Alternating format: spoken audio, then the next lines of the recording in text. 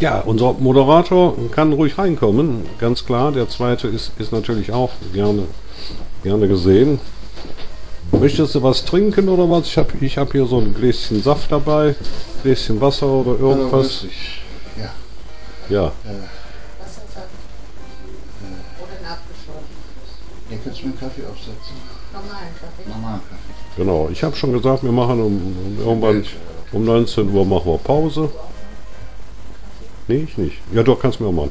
Bringst du auch im Belly noch das Kissen hier? Das ist dann bequemer. Da kannst du ruhig Platz nehmen. Ja, ja. Ja, ich darf einigen sagen, dass also der zweite Moderator da ist. Der hatte natürlich einen sehr weiten Weg. Er fährt immer bis zu unserem Studio hier in Wuppertal, so ungefähr 50 Kilometer.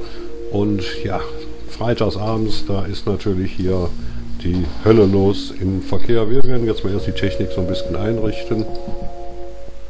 Moment, da werden wir wegmachen. Genau, da kommst du, das ist immer ein bisschen zeitversetzt. Wenn du dir den auftust, dann müsstest du auch was hören können. Das ist ein Mikrofon für einen anderen Sender, für den hier. Du siehst ja, wir haben keine Mühen, keine Kosten gescheut. Ja, wie müsste das klappen? So, sag mal was. Du müsstest, ne, warte mal. Ja, wie klappt das? Nee, andersrum. Geht halt besser. So, geht halt besser. Linke Seite. Genau, dann kannst du auch besser. Und dann das Mikrofon so ein Stück nach oben oder vielleicht da unten, weiß ich nicht. Müsstest was hören oder hörst du nichts?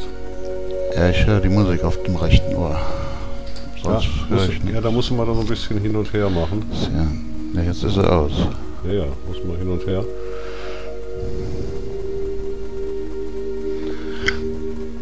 Ich spreche mal weiter, also ich mache mal die Musik ist ja gerade. Und kommt nichts. Nur die Musik. Aber du selbst hörst dich nicht? Nee, doch, ich hab jetzt einen Schall drin, doch, ich höre. Also müsstest du mich auch hören. Ja, ja. Das hörst du nicht. Aber ich höre es ja doppelt. Nee, zurück kannst du nicht hören. Das Nee, weil ich dich ja im Raum höre. Ja, ja, genau. Ist das sehr schwierig zu unterscheiden. Ne? Richtig. Ja. So, jetzt haben wir praktisch jetzt haben wir die Musik weg. Das heißt, wenn ich hier drauf bin, dann nehme ich die Musik weg. Mhm. Wenn du dann sprichst, dann hört man dich.